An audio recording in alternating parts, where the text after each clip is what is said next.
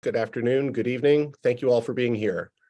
I'm Stephen Kenny. I'm the director of the Strategic Foresight Initiative here at the Middle East Institute in Washington, D.C. And it's my great pleasure to welcome you all to our second annual MEI Futures Forum. The Futures Forum is the signature event each year of the Strategic Foresight Initiative. And this year, it caps a year in which our program has done wide-ranging work and built networks with other organizations that are doing important futures work around the world. We started the Strategic Foresight Initiative program 2 years ago with the aim of being not an academic program, but one that makes a difference and makes an impact in the organizations that are pushing to create transformative change in the Middle East and North Africa region to create the region's future. We believe that futures work is both urgent and important, not just an exercise in imagination, but an opportunity and an obligation to help leaders think through what are the decisions and the actions that they need to take today and tomorrow to create preferred futures.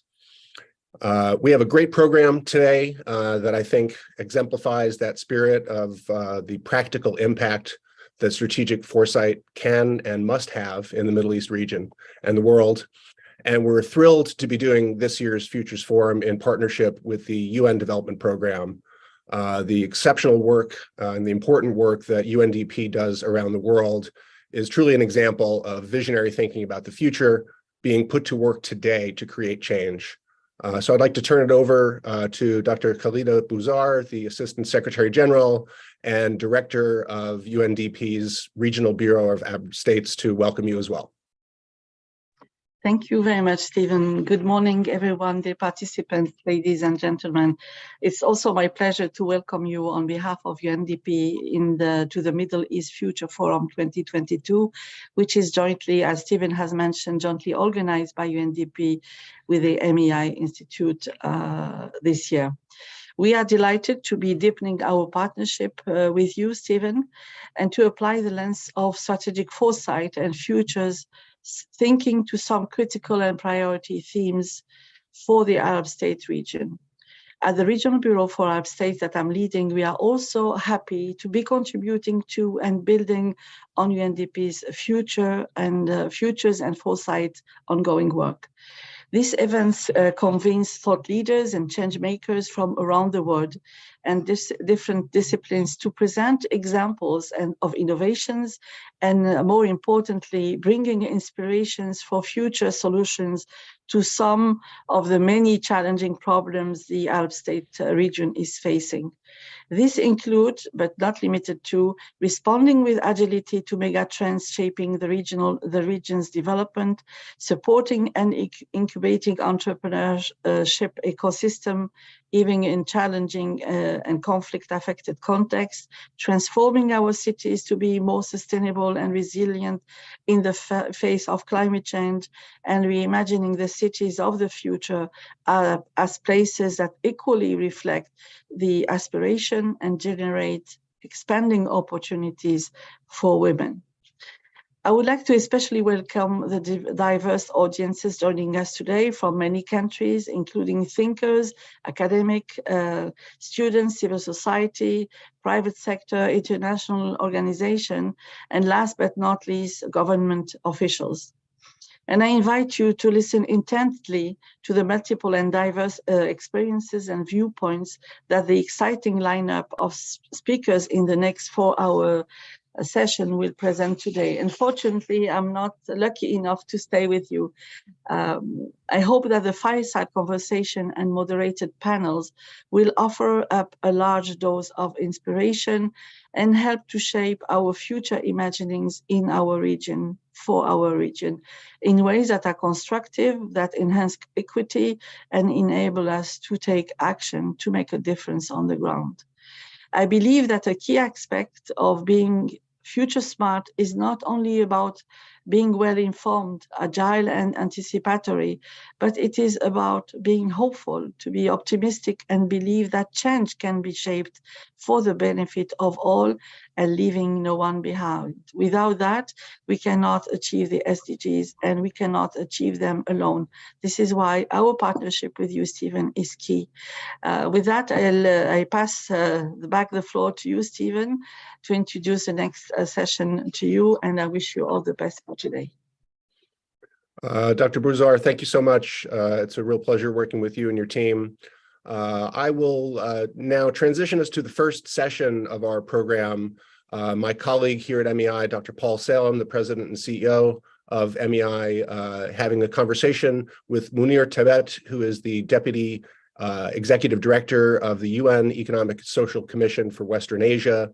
They're going to be talking about a relatively new program that ESQA has begun, looking at megatrends and their impacts in the Middle East and North Africa region. We've had the great pleasure of working with Munir and his team on the first of those megatrend studies this year, and I think you'll enjoy the conversation between Paul and Munir very much.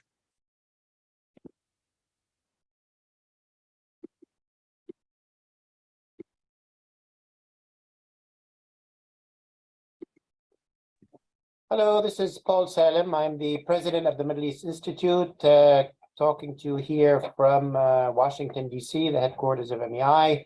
I'm very thrilled and pleased to be talking with the Deputy Executive Secretary of the Economic and Social Commission for Western Asia, my good friend Munir Tebet, who is in Lebanon, in Beirut, Lebanon. Munir, it's good to have you with us by screen at least. Good to see you. And he did find a background which is a fireside chat. I assure everyone this is a virtual fireside chat. It is not contributing to global warming and other things. But very thrilled to be with you, Munir, on this first session of MEI's second annual Futures Forum, looking at how trends in the region, looking to 2030 and 2040, impact sustainable development. We're very thrilled as the Middle East Institute to be partnering with the United Nations Development Program, which works around the world on long-term sustainable development goals, and very honored and thrilled to be doing it in partnership with them. Munir, you are, as I mentioned, currently the Deputy Executive Secretary of the Economic and Social Commission for Western Asia, known as ESQA, which is based in Beirut, and you'll tell us a bit more about that. That institution is about 50 years old at this point, established in the early 70s to work on stimulating economic activity in member countries, largely in the Middle East, Arab countries. Munir, let's get started. It's great to have you with us. I will mention that Munir joined ESQA as the Deputy Executive Secretary in September of 2018. So entering his 5th year of service there, but he's had a long career in the UNDP itself, was country director for Iraq between 2016 and 18, resident coordinator for Tunisia, again, UNDP again, 2013 to 2016, and was country director of UNDP Egypt for 2007-2013, and served in New York as well at UNDP headquarters between 2004 and 2007. So a real development veteran, a UNDP veteran, and an ESQA leader. Munir, again, good to have you with us. Why don't you first tell us a few words about, where is ESQA situated these days among the many challenges and crises? Before getting into our particular futures focus, give us a sense of what's ESQA worried about, thinking about, working on, broadly speaking. Thanks, Paul, and good to be with you, and great to have this chat. ESQA is not as well known as many of the agencies, funds, and programs that are operating at the national level. There are 5 commissions that were created by the General Assembly, one in each of the regions. ESQA was created in 1973, primarily to focus on regional issues, to help countries have a better sense of how regional dynamics, regional issues impact national policies, and to be primarily a bridge between the global agendas, say the climate change agenda, the Paris Agreement, the Agenda 2030, any of the global agreements, and the national level. And we talk about regional issues, and they fall in a number of categories. You have the category of transboundary issues, climate issues. We are experiencing sandstorms in the region, the water issues that are transboundary. Of course, migration, refugees are all these transboundary issues and require that national policy goes beyond just the national frontiers, and hence a role for the regional commissions. The other type of regional issues would be issues common to countries in the region. For instance, in the Arab region, the issue of Arabic content of the internet, experiences in teaching sciences in Arabic between countries, as all these are issues of common to the region, to the various countries of the region. And of course, there are other issues of helping countries in the region reach a consensus on a number of issues. Most importantly, and the challenging one, is the integration of the Arab economies, whether in some form of a union, some form of an arrangement, whether on customs issues, on trade, on migration, on refugees, but certainly a more optimal economic and social arrangement that currently exists. Mm-hmm. These are primarily the mandated functions of the regional commissions, and that is obviously what we in ESCWA are doing currently. If I may address your question about what are the challenges that we are currently addressing. The global challenges that are facing practically every other region in the world, we are not immune to those. You've got the issue of climate, which we've just closed the COP27, the Conference of Parties in Sharm el-Sheikh, and already preparing the Conference of Parties for in UAE in 2023. Now, obviously, this is a major crisis that requires multilateral cooperation. And that's a role that ESCWA can play rather efficiently, to the extent, obviously, that member states wish to have this role for ESCWA. Obviously, recovering from the pandemic, the COVID-19 pandemic, and the more recent crisis of the Russia-Ukraine war, and haven't fully recovered, in fact, from the 2008-2009 financial crisis, not to speak of the social movement that took place in the year 2011, what is known as the Arab Spring. So the region has been experiencing a series of crises, and again, not different from the rest of the world. So ESCWA looks at these crises, looks at the trends in economic and social and environmental movement of the major indicators, and basically says, fine, if these are the movements in economic, social, environmental, data, statistics, innovation, Agenda 2030, what ought the governments of the region be looking at from a policy perspective, not only in terms of national policy, but also in terms of policies that they can actually act on together. And let me give you, for instance, on the COVID-19, one of the things that ESCWA proposed is a solidarity fund in the Arab region, where wealthier countries can contribute to assist and support less fortunate countries in meeting the requirements of recovering from the COVID-19, but even more pressing at the time, where the issue of the simple purchases of vaccines, the masks, all the health requirements. So that's a kind of a longer, if you want, response to your question on what is ESCWA, what is it focusing on, And obviously, in terms of what it's focusing on, there's a whole set of arrays that we can probably speak to as we move forward in our discussion. Thank you, Munir. Yeah, that was a necessary sort of mapping out and situating of the many things that ESQA does and the governments it works with. Obviously, ESQA and UNDP has always been about the future. I mean, it's always been about building a better future.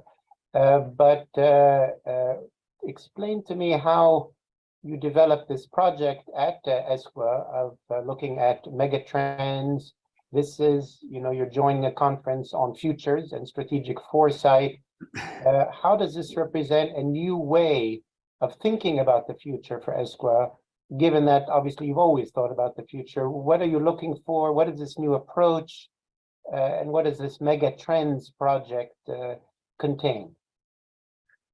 Well, as I kind of alluded to, most countries in the region are focusing on addressing the immediate crisis that they are facing.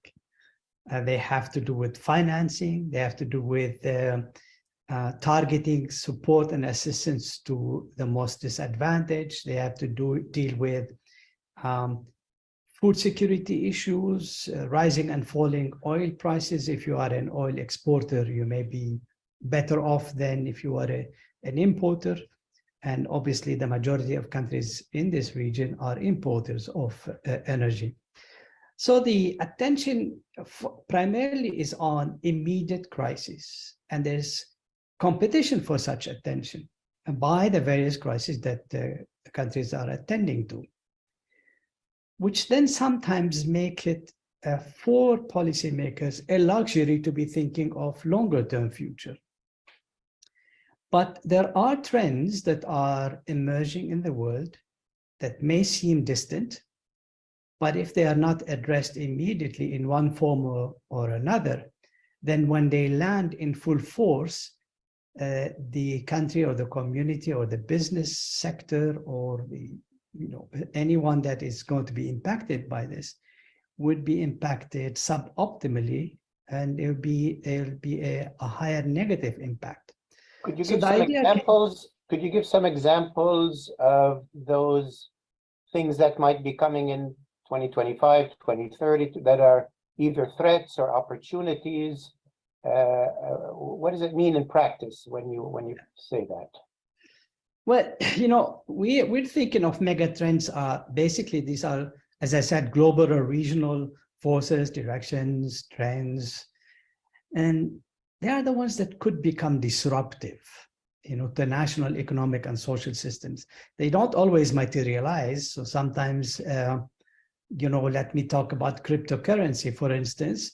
It hasn't materialized as a major disruptive system, primarily because there wasn't enough time or enough resources to fully invest in it at the, if you want, at the mass level. But other things, for instance, electric vehicles are a reality that is emerging slowly but surely. And if a country is not fully prepared to receive this new reality, emerging reality, they will have to deal with it when it arrives suboptimally. You've got other things that are related to, so you've got these megatrends are driven by different things. Like technology is one driver. It's driving, as I said, the electric mobility. It's driving what is currently defined, even if there's no fully agreed upon definition, the metaverse, cybersecurity, a blockchain, which is, on which the cryptocurrency, but many other digital realities are built. So these are part of the technology-driven megatrends. Others are related to global and regional dynamics. They include shifting alliances, which we are witnessing both globally and in the region. These are geopolitical alliances. You've got the climate, food security, alternative financial transaction systems. The BRICS comes to mind. They may or may not materialize, but if a government and the business community and society doesn't foresee, doesn't do an exercise of foresight and basically says, what is it that we need to pay attention to? What are the signals that this mega trend will actually land? Then when it does land, it will be, you won't be as well prepared. You've got national dynamics, economic imperatives, the future of work, that is a complete enigma as we now sit. What will work look like 10, 15 years down the road? Consumption and production patterns are changing. Population dynamics, inequality, demographics, all of these are potential mega trends. By mega, we mean that they can be disruptive, they impact the largest number of people, and sometimes wholly unexpected, and you can't measure them. This is why in the foresight science, scientists speak about futures in the plural, because some of these futures will not materialize.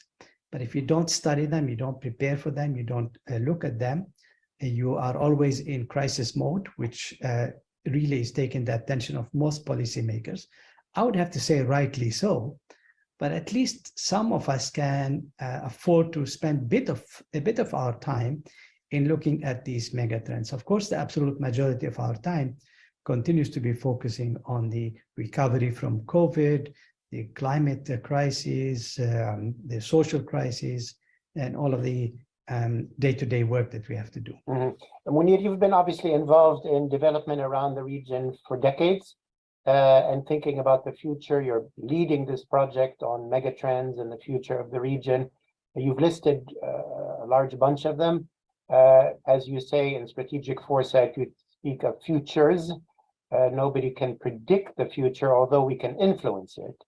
But if you were to bundle, given your experience and your sort of reflection on the region, if you were to bundle these various megatrends, let's say, and sketch out for our audience what could be a positive future, realistic but positive, like what are the things that we could do to build on some of our advantages, some of the opportunities that would build a bright future for the Arab region or Middle East? I know you mainly work with Arab countries. And what is the bleak version? I think a lot of people look at the Middle East today. There's some countries doing very well, but I would say the majority are not doing great. As you've said, some have completely collapsed. Some are struggling. So maybe the current reality is a bit bleak and challenging. But if you were to sketch out roughly, and I know this is not accurate, a bright future, what would it be built on realistically? And a more bleak future, what should we be warned against? Well, obviously, that's a very difficult question to answer straight away. I think one has to look at what I call the sphere of influence. What is it that currently policymakers and those who are acting in the development kind of context can influence? For instance, if you have the major megatrend of climate, it's not something that can be necessarily always influenced at the national level, but its consequences can be managed optimally. You look at water issues, you look at, you can improve marginally in managing some of the impacts of the climate crisis. But the climate crisis is one of the ones that will have severe consequences if not addressed globally. The Secretary General talks about existential crisis for the humanity. Obviously, a lot of scientists are in that same area. But I am a little bit optimistic in the sense that the science is improving, the innovation and the creativity is improving, and the sense of need to act is also improving. Obviously, the COVID-19 and the Russia-Ukraine war have set us a little bit back in terms of the time horizon of addressing some of the major commitments that countries are doing at the global level. But some of the potentially positive megatrends are things like the metaverse. Even though we're not 100% sure what is the exact definition of it, because it is emerging. I'm reminded of the parable of having to change the flat tire on a car as it is moving, as it is going. And that's the reality. The metaverse is developing.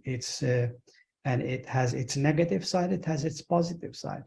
Some of the positive sides include things like, what have we learned from distance education and work from home and learning from home that can be augmented significantly using the metaverse? The same applies for telemedicine. The same applies for expanding the cultural horizon through tourism, online tourism. And the possibilities are enormous. And these kind of things don't require a significant investment, particularly if the IT infrastructure already exists. In some countries do exist, obviously. What I think would be also worth looking at is how have countries that have made advances, including the Gulf countries, are opening to supporting less fortunate countries, including with things like the Arabic content of the internet, the cybersecurity dimensions of the metaverse, and other aspects that are not going to require significant investments. Nevertheless, least developing countries, countries in crisis, and some of the middle-income countries will continue to face challenges, including mobilizing the necessary financing for the SDGs and being in a space that allows them to look at these long-term trends, not just always fighting one fire after the other. Thank you, Munir. That was very helpful. Let me ask about, and you began to talk about the governments in the region. Obviously, there's a large variety, but let me ask you sort of a general question.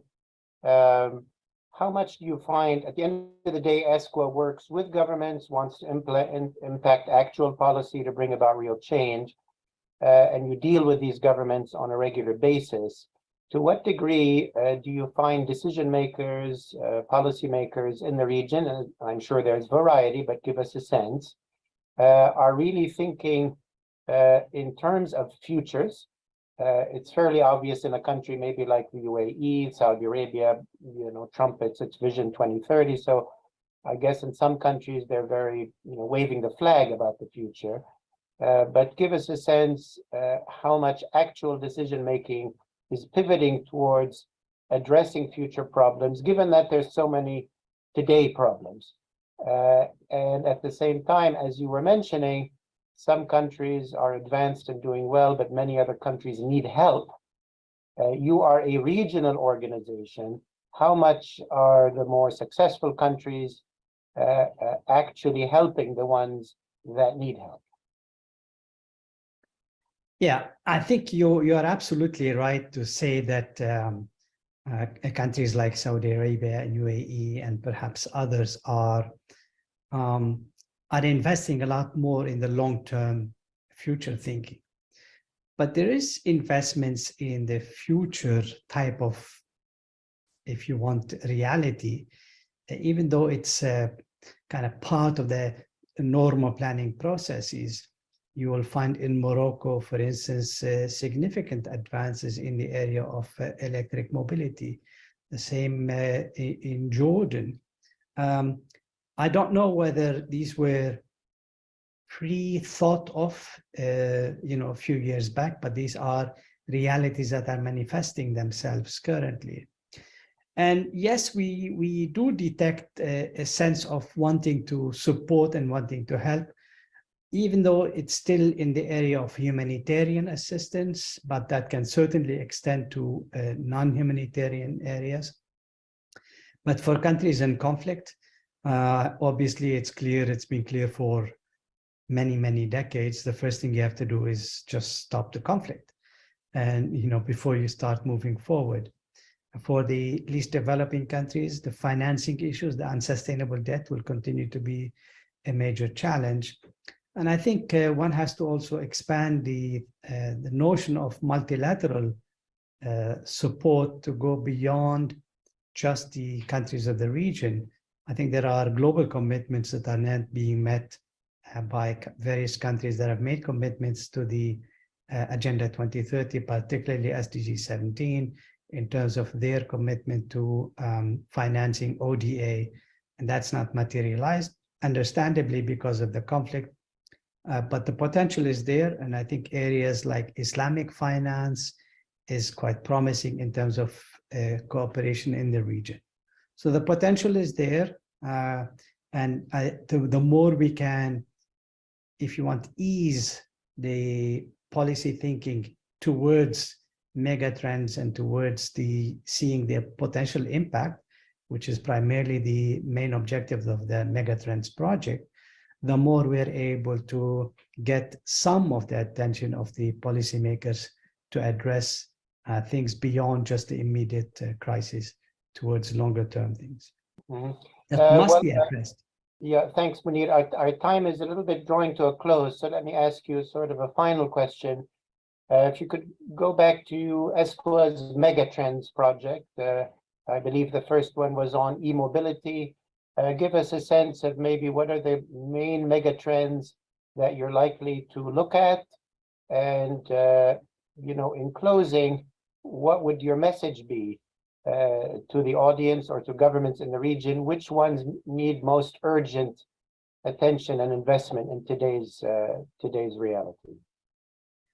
Well, I kind of alluded to answering this question earlier.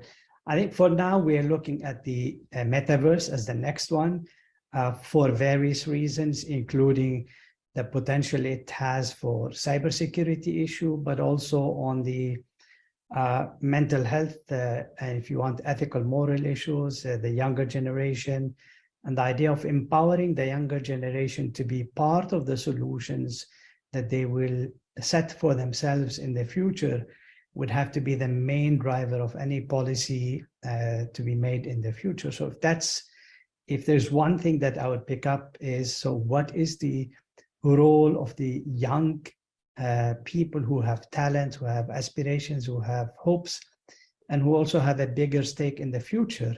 What would be the right platform, the right form of engagement to have them influence policies that are going to impact their lives in the coming decades, and not so much, have this left only to policymakers who are halfway through their careers or towards the end of their careers. Thanks, Munir. I wanted to ask you, I mean, we've been talking a lot, obviously, about ESCWA in the Middle East and the Arab countries, but how does this futures work, all of these megatrends and goals, link to the wider UN agenda, wider global UNDP agenda, global UN agenda? Yeah, thanks for asking this question. The Secretary General over the past year or so has been proposing to the General Assembly a common agenda of major challenges that the planet is facing that we need to address together. And one of the proposals in this common agenda is an exercise in foresight, in foreseeing what are the major forces and challenges that are going to impact our work, not just the UN, but the multilateral community, the international community, and with member states.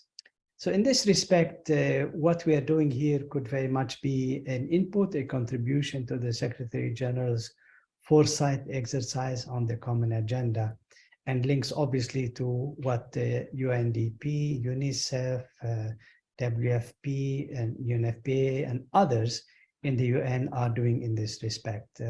So we all have to contribute. The challenges are many, are enormous. And this exercise of foresight, as I said, we want to create and carve out an attention space, if you want, from the policymakers, from the immediate emergencies to the longer term things, including the common agenda that the Secretary General talks about. Thanks. Mhm. And for those in the audience or elsewhere who want to follow, this part of ESQA's work, to see the results, to engage, where can we guide them? Is it somewhere on the website? Is there somewhere where you could guide people for more information? Yes, obviously, this is, as I said, even the first one we haven't yet fully completed. We're working with you on this. Okay, so that's a manifestation of the electricity in Lebanon. There you All go. right. They will be on the website. And it should be there in the next 2 to 3 weeks. And the metaverse one won't be before a year's time. But I do invite people to go out to our website. There's a plethora of knowledge, information, data that can be of use to them in the thinking on where to from here for the future. Thank you, Munir. And it's really been an honor and a pleasure for the Middle East Institute to be working with ESQA, at least on that first fascinating project on the future of electric mobility, from scooters to cars to buses to trains, and its potential impacts on the Arab economy, mobility, and all of that in the next decade or decade and a half. As you say, it's already happening.